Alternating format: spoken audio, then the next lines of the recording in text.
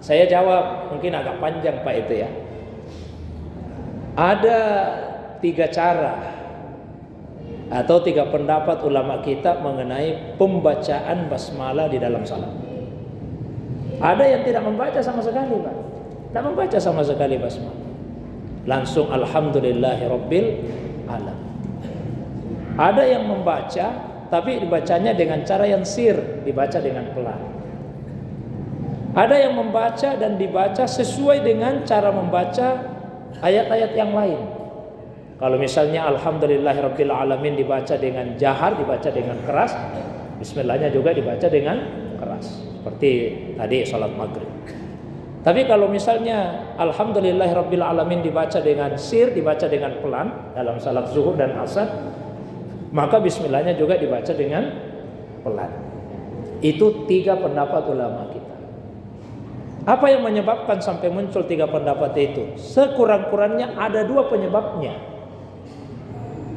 Penyebab yang pertama yaitu perbedaan dalam menentukan posisi bismillahirrahmanirrahim dalam Al-Quran. Apakah dia ayat atau bukan ayat? Itu 3 pendapat ulama kita. Ada yang berpendapat bismillah itu bukan ayat Al-Quran, kecuali di surah An-Naml. Innahu min Sulaiman wa innahu bismillahirrahmanirrahim. Nah, di situ ayat. Tapi yang ada di awal surah itu bukan ayat Al-Quran, menurut pendapat sebagian ulama kita. Dasarnya apa? Salah satu ciri ayat Al-Quran itu dia bersifat qat'i, disepakati oleh semua ulama. Nah, ini buktinya tidak disepakati semua ulama, berarti dia bukan ayat Al-Quran. Itu pendapat sebagian ulama. Meskipun mayoritas ulama berpendapat bahwa bismillahirrahmanirrahim itu adalah ayat Al-Quran. Nah, bagi yang mengatakan ayat terbagi 2 lagi. Untuk di surah Al-Fatihah, ada yang mengatakan dia adalah bagian dari surah Al-Fatihah. Bagian dari surah Al-Fatihah berarti dia adalah ayat yang pertama. Ada yang mengatakan oh memang dia ayat, tapi bukan bagian dari surah. Namanya ayat mustaqillah, ayat yang berdiri sendiri. Jadi dia ayat tapi bukan ayat sebagai bagian dari surah. Dia adalah ayat yang berdiri sendiri. Itu 3 pendapat ulama. Maka bagi ulama yang berpendapat bahwa bismillahirrahmanirrahim bukan ayat Al-Quran, dia tidak membaca. Bagi ulama yang berpendapat dia ayat tapi dia ayat berdiri sendiri, dibaca tapi bacanya pelan. Bagi yang berpendapat bahwa dia adalah bagian dari surah Al-Fatihah, maka dia dibaca seperti ayat-ayat yang lain yang terdapat di dalam surah Al-Fatihah. Itu penyebab pertama. Nah, penyebab kedua Pak, ada hadis, dan hadis ini diriwayatkan oleh hampir semua ulama hadis di dalam kitab-kitab hadis mereka masing-masing. Di Sahih Bukhari ada, di Sahih Muslim ada, Sunan At-Tirmizi ada, Sunan Abi Dawud, Sunan An-Nasai dan seterusnya. Hadis ini berasal dari sahabat yang sama, yaitu Anas bin Malik. Anas bin Malik. Anas bin Malik adalah sahabat yang sejak kecil tinggal sama-sama Nabi. Beliau menjadi khadim, melayani kebutuhan Rasulullah sallallahu alaihi wasallam. Nah, Anas cerita, kata beliau, "Shallaitu khalfa Rasulillah sallallahu alaihi wasallam." Saya salat di belakangnya Rasulullah. Di belakangnya Abu Bakar, di belakangnya Umar. Ada riwayat yang menambahkan Utsman. Tapi intinya adalah beliau mengatakan, "Kanu yastaftihuna sholata bilhamdillahi rabbil alamin." Mereka memulai salat dengan alhamdulillahi rabbil alamin. Ini hadisnya sahih. Hadisnya sahih. Mereka memulai salat dengan alhamdulillahi rabbil alamin. Semua ulama hadis menilai hadis yang terdapat di dalam Sahih Bukhari itu hadis yang sahih. Kalau di kitab lain yang ada tambahannya itu sudah beda penilaian ulama kita. Tapi yang mengatakan bahwa mereka memulai salat dengan alhamdulillah itu sahih. Cara memahaminya yang berbeda. Cara memahaminya yang berbeda. Ada ulama yang memahami mereka memulai salat dengan alhamdulillahirabbil alamin berarti tidak membaca Bismillah. Jangankan bismillah, doa iftitah pun tidak dibaca. Dan itu mazhab Malikiyah. Mazhab ini banyak diikuti di negara-negara Afrika, seperti di Maroko, Pak. Kalau di Maroko itu sudah takbir Allahu Akbar, tangan lurus, mazhab Malikiyah, Pak. Tidak ada doa iftitahnya, tidak ada bismillahnya, langsung Alhamdulillahirabbil alamin, langsung. Itu pendapat Imam Malik. Dasarnya itu tadi, mereka yaitu Nabi, Abu Bakar, Umar memulai salat dengan Alhamdulillahirabbil alamin. Nah, kalau dalam mazhab Hanafiyah, oh tidak. Maksudnya mereka memulai salat dengan Alhamdulillahirabbil alamin yang langsung terdengar. Jadi bismillah dibaca tapi tidak kedengaran. Yang langsung terdengar adalah Alhamdulillahirabbil alamin. Karena ada riwayat lain yang menyebutkan kanu yusirruna bi bismillahirrahmanirrahim. Mereka memelankan bismillahirrahmanirrahim. Itu cara pemahaman yang berbeda. Hadisnya sama, cara pandangnya yang berbeda. Nah, sekarang yang ketiga Pak Imam Syafi'i. Apakah beliau tidak melihat hadis ini? Boleh juga melihat.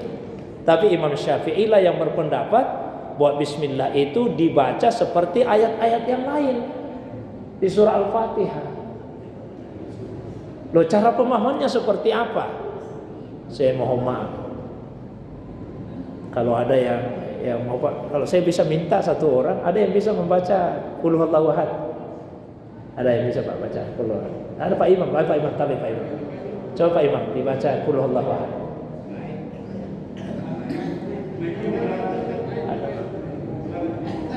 Ya, enggak apa-apa, enggak pakai mic. Yang penting agak keras aja. Kan pendek saja ini.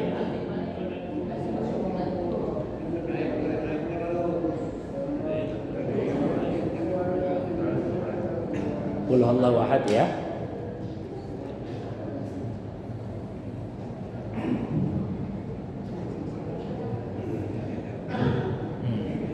Bismillahirrahmanirrahim. Qul huwallahu ahad. Allahus samad. Lam yalid wa lam yulad wa lam yakul lahu kufuwan ahad. Kasih. Oke, sekarang saya tanya Bapak Ibu sekalian. Tadi apa yang saya ucapkan ke Pak Imam tadi? Baca apa? Baca Qul huwallahu ahad. Ketika Pak Imam membaca, cara bacanya seperti apa tadi?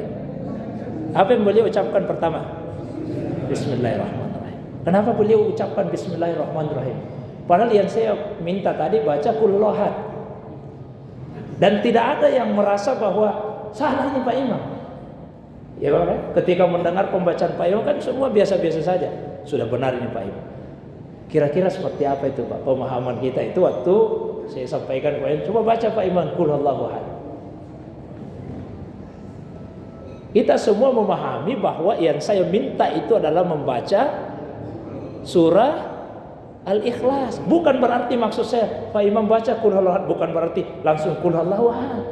Karena Pak Imam memahami maksud saya itu adalah baca surah Al-Ikhlas. Tidak ada kaitannya dibaca tidak dibacanya bismillah. Seperti itulah cara Imam Syafi'i memahami hadis tadi.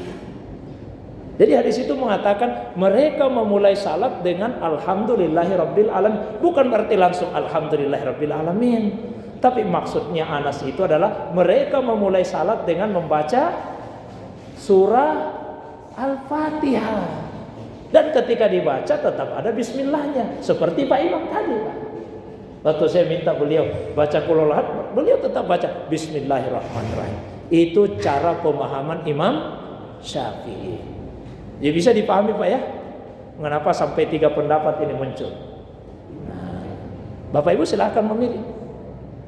Oh, beliau tadi katakan menurut saya biasa Pak, kalau saya jelaskan begini ada jamaah yang mengatakan kalau menurut Ustaz. Saya katakan kenapa lagi menurut saya Pak? Ini sudah menurut ulama ini, masa menurut saya lagi? Saya sudah sampaikan menurut Imam Malik, menurut Imam Abu Hanifah, menurut Imam Syafi'i. Jangan lagi minta menurut saya. Tidak ada apa-apanya kita ini Pak dibandingkan imam-imam tadi. Ya, makanya saya tak mau Pak menurut saya, tak usah. Pak pilih saja sendiri Pak. Saya sudah jelaskan alasannya apa, dan argumentasinya seperti apa. Silahkan pilih yang menurut Bapak Ibu lebih kuat dasarnya. tanpa menyalahkan yang lain. Jelas Pak ya? Hah? Oh yang saya amalkan. Oh iya. Kan biasa di kapan saya imam sekali-sekali Pak di sini kan? Ramadan biasa juga imam di sini. Nah, Bapak Ibu ikut salat kan bisa dia. Oh ternyata sesana dia baca Bismillahirrahmanirrahim. Ya. Itu kebiasaan saya Pak. Meskipun saya pernah lama mengisi pengajian di satu masjid, di situ kebanyakan jamaahnya tidak baca Bismillah dengan keras. Awal-awal saya isi pengajian saya tidak pernah baca itu dengan keras. Saya hormati jamaah. Nanti setelah masuk pembahasan tentang kedudukan basmalah, saya pandang jamaahnya sudah paham ini. Saya baca basmalah dan tidak ada yang keberatan karena sudah memahami. Ya, jadi ada dua yang dibutuhkan itu ketika kita menjumpai perbedaan. Satu, fikih ikhtilaf, bagaimana memahami perbedaan. Yang kedua, adab ikhtilaf, bagaimana adab kita, cara kita menyikapi perbedaan. Kalau dua-duanya ini sudah dimiliki, kita miliki fikihnya, miliki adabnya, insya Allah perbedaan seperti apapun tidak akan menimbulkan permasalahan di tengah-tengah umat. Mungkin itu Pak. Wallahu a'lam.